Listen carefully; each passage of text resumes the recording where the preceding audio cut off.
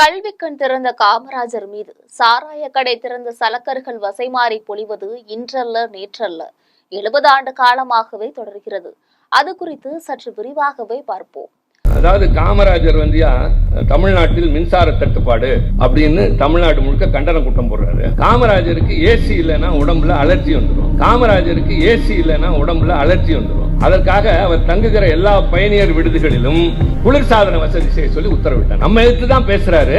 ஆனா அவருடைய உடல்நலம் கருதி நான் எல்லா பயணியர் விடுதியிலும் குளிர்சாதன வசதி செய்ய அவருடைய உடல்நலம் கருதி நான் எல்லா பயணியர் விடுதியிலும் குளிர்சாதன வசதி செய்ய விடுதலை போராட்ட வீரரும் தமிழ்நாட்டு மக்களுக்கு தொண்டு செய்வதற்காக திருமணம் செய்யாமல் வாழ்ந்தவருமான காமராஜர் 9 ஆண்டு காலம் முதலமைச்சராக இருந்தபோதும் சென்னையில் வாடகை வீட்டில் வாழ்ந்தவர்.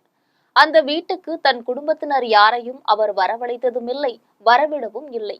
காமராஜர் நாட்டு விடுதலைக்கு பின் 1952ஆம் ஆண்டு நடைபெற்ற முதல் பொது தேர்தலில் திருவில்லிபுத்தூர் மக்களவை தொகுதியில் போட்டியிட்டு வெற்றி பெற்றார். சென்னை மாகாணத்தில் குலக்கல்வி திட்டத்தை கொண்டு வந்த ராஜாஜிக்கு எதிர்ப்பு வந்ததால் 1954ஆம் ஆண்டு அவர் முதலமைச்சர் பதவியிலிருந்து விலகினார். ஏப்ரல் 13 தமிழ் புத்தாண்டு நாளில் காமராஜர் முதலமைச்சராக பதவியேற்றார். இதற்காக நாடாளுமன்ற உறுப்பினர் பதவியிலிருந்து விலகி அப்போது காலியாக இருந்த குடியாத்தம் சட்டமன்ற தொகுதியில் இடைத்தேர்தலில் போட்டியிட்டு வெற்றி பெற்றார். தான் போட்டியிடுவதற்காக அவர் எவரையும் பதவி விலகவும் சொல்லவில்லை. தன் சாதி மக்கள் பெரும்பான்மையாக உள்ள தென் மாவட்டங்களில் உள்ள தொகுதியையும் தேர்வு செய்யவில்லை. 1957 மற்றும் 1962 ஆகிய இரு சட்டமன்ற தேர்தல்களிலும் சாத்தூர் தொகுதியில் போட்டியிட்டு வெற்றி பெற்றார். கோட்டையில் முதலமைச்சராக இருந்தார். மூத்தோர்கள் அரசு பதவிகளை விட்டுவிட்டு கட்சி பணியாற்ற வேண்டும் என்ற திட்டத்தின்படி 1963ஆம் ஆண்டு அக்டோபர் 2ஆம் நாள் முதலமைச்சர் பதவியிலிருந்து காமராஜர் விலகினார். அதன்பின் 1967ஆம் ஆண்டு நடைபெற்ற சட்டமன்ற தேர்தலில் விருதுநகர் தொகுதியில் போட்டியிட்டு திமுக வேட்பாளரிடம் தோல்வியடைந்தார். இந்நிலையில் நாகர்கோவில் மக்களவை உறுப்பினர் நேசமணி காலமானதால் அந்த தொகுதி காலியானது. அதில் 1969ஆம் ஆண்டு நடைபெற்ற இடைத்தேர்தலில் போட்டியிட்டு மக்களவை உறுப்பினர் ஆனார். மீண்டும் 1971ஆம் ஆண்டு பொது தேர்தலில் நாகர்கோவில் மக்களவை உறுப்பினர் ஆனார். 1975ஆம் ஆண்டு அக்டோபர் 2ஆம் நாளில் அவர் இறக்கும் போதும் அந்த பதவியில் இருந்தார். மக்களுக்கு தொண்டாற்ற திருமணம் செய்யாமலே இருந்தவர். 9 ஆண்டுகள் தமிழ்நாட்டின் முதலமைச்சராக இருந்தபோதும், இந்திய தேசிய காங்கிரசின் தலைவராக 3 ஆண்டுகள் இருந்தபோதும் சென்னையில் வாடகை வீட்டில் வாழ்ந்தவர் காமராஜர். தன் வீட்டார் யாரையும் சென்னையில் உள்ள தன் வாடகை வீட்டுக்கு வர வைக்காதவர். அப்பேற்பட்டவர் ஏசி போடாமல் உறங்க மாட்டார் என்று கருணாநிதி தன்னிடம் சொன்னதாக திமுக மாநிலங்களவை உறுப்பினர் திருச்சி சிவா கூறியுள்ளார். பெருந்தலைவர் ஏழை பங்காளர் இறந்த பின் 50 ஆண்டுகள் கழித்தும் திமுகவுக்கு அவர் மீதிருக்கும் காழ்ப்புணர்ச்சியை திருச்சி சிவாவின் பேச்சு காட்டுகிறது. இது பெருந்தலைவரின் புகழை கெடுக்க அவர் வாழ்ந்த காலத்தில் திமுக என்னென்னவெல்லாம் செய்திருக்கும் என்பதற்கு ஒரு பானை சோற்றுக்கு ஒரு சோறு பதம் போன்றதுதான். சுவிஸ் வங்கியில் பணம் போட்டு வைத்துள்ளார், தன் சாதிக்காரர்களை கள்ள நோட்டு அடித்துக் கொள்ள விட்டுள்ளார் என்றெல்லாம் அவர் மீது திமுக சுமத்திய பழியெல்லாம் கொஞ்சமல்ல நெஞ்சமல்ல. சுவிஸ் வங்கியில் கணக்கிருந்தால் அந்த காசோலையை கொண்டு வாருங்கள், கையொப்பமிட்டு தருகிறேன் என்று எளிமையாக பொறுமையாக கூறி திமுகவின் பொய் பரப்புரையை அடக்கிய பச்சை தமிழர் காமராஜர். சாத்தூர் அணை கட்டியதில் மீதமிருந்த பணத்துக்கு அங்கே ஒரு பூங்காவை அமைக்க சொன்னவர். கூட்டுறவு நூற்பாலைகளுக்கு ஜப்பானில் எந்திரங்கள் வாங்கியதில் கிடைப்பதாக இருந்த தரக்கு தொகையில் இன்னொரு நூற்பாலை கட்ட சொன்னவர் என்றெல்லாம் அந்த தலைவனின் புகழ் தமிழ்நாடெங்கும் மணக்கும். இருப்பினும் அண்டங்காக்கை கருவாட்டுக்காரி மகன் சுவிஸ் வங்கியில் பணம் போட்டுள்ளவர் என்றெல்லாம் அவர் மீது கருணாநிதி சுமத்திய பழிகள் கொஞ்சமல்ல நெஞ்சமல்ல. நாகர்கோவிலில் நாடாளுமன்ற தேர்தல் நடைபெறவில்லை, நாடாளுமன்ற தேர்தல் நடைபெறுகிறது என்று நாடார்களுக்கு எதிரான தனது வெறுப்பை உமிழ்ந்தார் கருணாநிதி. அணைகளையும் பாலங்களையும் கட்டுவதற்கு ஒதுக்கிய நிதியில் பெருந்தொகையை தரகாக பெற்றுக்கொண்டதால் அந்த அணையும் பாலமும் சாய்ந்த உடைந்த வரலாற்றை கொண்ட திமுகவில் உள்ளவர்கள் காமராஜர் மீது குற்றச்சாட்டுவதை தமிழ்நாட்டின் எந்த தமிழனும் ஏற்றுக்கொள்ள மாட்டான். 1975 அக்டோபர் 2ஆம் நாளில் அவர் இறந்தபோது 2 ஜோடி வேட்டி சட்டைகள், புத்தகங்கள், சட்டை பையில் 200 ரூபாய் பணம் இவ்வளவுதான் இருந்ததாக கூறுகின்றனர். அப்பேற்பட்ட அப்பழுக்கற்ற தலைவர் காமராஜர் தன் மறைவுக்கு முன்பு கருணாநிதியின் கைகளை பற்றி கொண்டு ஜனநாயகத்தை காக்க வேண்டும் என்று கேட்டதாக திமுக மாநிலங்களவை உறுப்பினர் திருச்சி சிவா புலுகியுள்ளார். மின்வெட்டை கண்டித்தும் திமுக அரசின் அவலத்தை எதிர்த்தும் தமிழகம் முழுவதும் போராட்டம் நடத்திய காமராஜர் ஏசி இல்லாமல் இருக்க மாட்டார் என்றும் அவருடைய தங்கும் விடுதி உட்பட அனைத்து இடங்களிலும் குளிர்சாதன வசதி செய்தவர் கருணாநிதி என்றும் திருச்சி சிவா புலுகியுள்ளார். அத்துடன் இல்லாமல் நெருக்கடி நிலை காலத்தில் காமராஜரை கைது செய்ய கங்கணம் கட்டி கொண்டிருந்த இந்திரா காந்தியிடமிருந்து திமுக அரசுதான் அவரை காத்தது என்றும் பேசியுள்ளார்.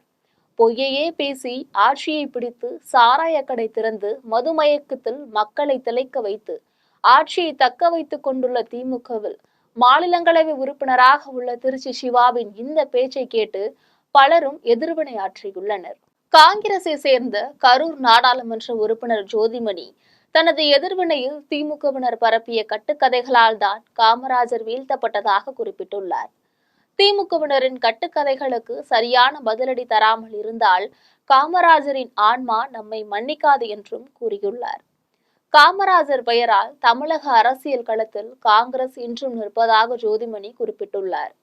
ஏசி அறை இல்லாமல் காமராஜர் உறங்க மாட்டார் என திருச்சி சிவா சொல்வது உண்மைக்கு புறம்பானது என்று குறிப்பிட்டுள்ள ஜோதிமணி, வெளியூர் சென்றால் அரசினர் விடுதியில் தங்கும் காமராஜர் வெயில் காலத்தில் புழுக்கம் அதிகமாக இருந்தால் அங்குள்ள மரத்தடியில் படுத்து உறங்கியவர் என்றும் கூறி திருச்சி சிவாவுக்கும் கட்டுக்கதை கட்டுவதில் வல்லவரான திமுகவினருக்கும் சரியான பதிலடி கொடுத்துள்ளார். தமிழ்நாடு பாஜக தலைவர் நயினார் நாகேந்திரன் விடுத்துள்ள கண்டன செய்தியில், மறைந்த தலைவர்களை கொச்சைப்படுத்தி பேசுவது, அவர்களது மேன்மையை இழிவுபடுத்தி பேசுவது திமுகவிற்கு புதிதல்ல என்றும், குறிப்பாக கர்ம வீரர் காமராஜரை கொச்சைப்படுத்தி பேசுவது திமுகவினரின் வழித்தோன்றல்களுக்கு புதிதில்லை என்றும் தெரிவித்துள்ளார். திமுகவினர் பேசிய காணொலியையும் பதிவிட்டுள்ளார். திமுக மாநிலங்களவை உறுப்பினர் திருச்சி சிவா காமராஜரை குறைத்து பேசியிருப்பது, அதுவும் வரலாற்று திரும்பை செய்திருப்பது வருந்தத்தக்கது என்பதை விட வன்மையாக கண்டிக்கத்தக்கது என நாகேந்திரன் குறிப்பிட்டுள்ளார். ஏழை எளிய மக்களின் வாழ்வு மேம்பட உழைத்த ஒப்பற்ற மனிதரான காமராஜர் சுகவாழ்வு வாழ்ந்தார் என்பது போல உள்நோக்கம் கொண்டு திருச்சி சிவா பேசியிருப்பது உண்மையிலேயே பேரதிர்ச்சியாக உள்ளதாக குறிப்பிட்டுள்ளார். சுதந்திர போராட்டத்தில் வெள்ளையர்களை எதிர்த்து சிறை சென்ற காமராஜரை இந்திரா காந்தியிடமிருந்து காத்தோம் என திமுக சொல்வதெல்லாம் நகைப்புக்குரியது என்றும் நயினார் நாகேந்திரன் கூறியுள்ளார். காமராஜரை அன்று இந்திரா காந்தி கைது செய்திருந்தால் தமிழகமே வெகுண்டெழுந்திருக்கும். இன்று அதை வைத்து அவரை இழிவு செய்யும் திமுகவிற்கு எதிராகவும் வெகுண்டெழும் என்று நாகேந்திரன் குறிப்பிட்டுள்ளார். இந்திரா காந்தியின் எதேச்சதிகாரத்தை எதிர்த்து தான் காங்கிரஸ் என்று உடைந்ததையும், அப்போது காமராஜரை எதிர்த்து கொண்டு இந்திரா காந்தியோடு கூட்டணி வைத்தது இதே கருணாநிதி தலைமையிலான திமுக தான் என்பதையும் நயினார் நாகேந்திரன் சுட்டிக்காட்டியுள்ளார். காமராஜரின் புகழும் அரசியலும் அழிய வேண்டும் என்று பணி செய்தது திமுக தான் என்றும், அவர்களுடைய ஆழ்மனத்தின் வன்மம் எப்போதும் காமராஜரை பதம் பார்த்து கொண்டேதான் உள்ளது என்றும் குறிப்பிட்டுள்ளார். சட்டமன்றத்திலேயே காமராஜரின் அருஞ்செயலை கருணாநிதி மீது ஏற்றி துரைமுருகன் கூறியதையும், காமராஜருக்கே கல்லறை கட்டினோம் என்று ஆலந்தூர் RS பாரதி கூறியதையும் நாகேந்திரன் சுட்டிக்காட்டியுள்ளார். அதே வரிசையில் திருச்சி சிவா அவதூறை அள்ளி தெளித்துள்ளதாக நாகேந்திரன் கூறியுள்ளார். உண்மை என்னவென்றால், தன்னுடைய ஒப்பற்ற தலைவர்களில் ஒருவரான காமராஜர் மீது காங்கிரஸ் கட்சியே தீரா காழ்ப்பில்தான் உள்ளதாகவும், அதனால்தான் திமுக காமராஜரை கொச்சைப்படுத்தும் போதெல்லாம் பெயருக்கு கூட ஒரு கண்டனம் தெரிவிக்காமல் உள்ளூர் ரசித்தபடியே கூட்டணியில் தொடர்வதாகவும் நாகேந்திரன் கூறியுள்ளார். கர்ம வீரர் காமராஜரை கொச்சைப்படுத்தி பேசியதற்கு திருச்சி சிவா வெளிப்படையாக மன்னிப்பு கேட்க வேண்டும் என்றும் நாகேந்திரன் வலியுறுத்தியுள்ளார். கடந்த 65 ஆண்டுகளாக சாராய கடைகளை திறந்து மக்களை மயக்கத்தில் ஆழ்த்தி மாநிலத்தின் வளங்களை கொள்ளையடிக்கும் திமுகவினருக்கு தமிழ்நாடெங்கும் பள்ளிக்கூடங்கள் திறந்து கல்வி வெள்ளம் பாய செய்த அப்பழுக்கற்ற காமராஜரை குற்றம் சாட்டவும் குறை கூறவும் எந்த அருகதையும் இல்லை என்பதை இந்த நாடறியும் உலகறியும். பெரியதாகவும் சிறியதாகவும் தெருவுக்கொரு வீடு வைத்துக் கொண்டிருக்கும் திமுகவினருக்கு 9 ஆண்டு காலம் முதலமைச்சராக இருந்த போதும் சென்னையில் வாடகை வீட்டில் வாழ்ந்த காமராஜரை பற்றி குறை கூற எந்த தகுதியும் இல்லை என்பதை இந்த மாநிலத்தோர் அறிவர். பள்ளிகள் திறந்து கல்வி வெள்ளம் பாய செய்தவர் காமராஜர். அணைகள் கட்டி கால்வாய் வெட்டி வெள்ளம் பாய செய்தவர் காமராஜர். ஆலைகள் கட்டி தொழில் வளம் பெருக செய்தவர் காமராஜர். அரசியல் வானில் ஞாயிறாக விளங்கும் அவர் புகழை சின்னஞ்சிறு வௌவால்கள் எல்லாம் தன் அழுக்கு இறக்கைகளால் ஒருபோது மறைத்துவிட முடியாது என்பதே உண்மை.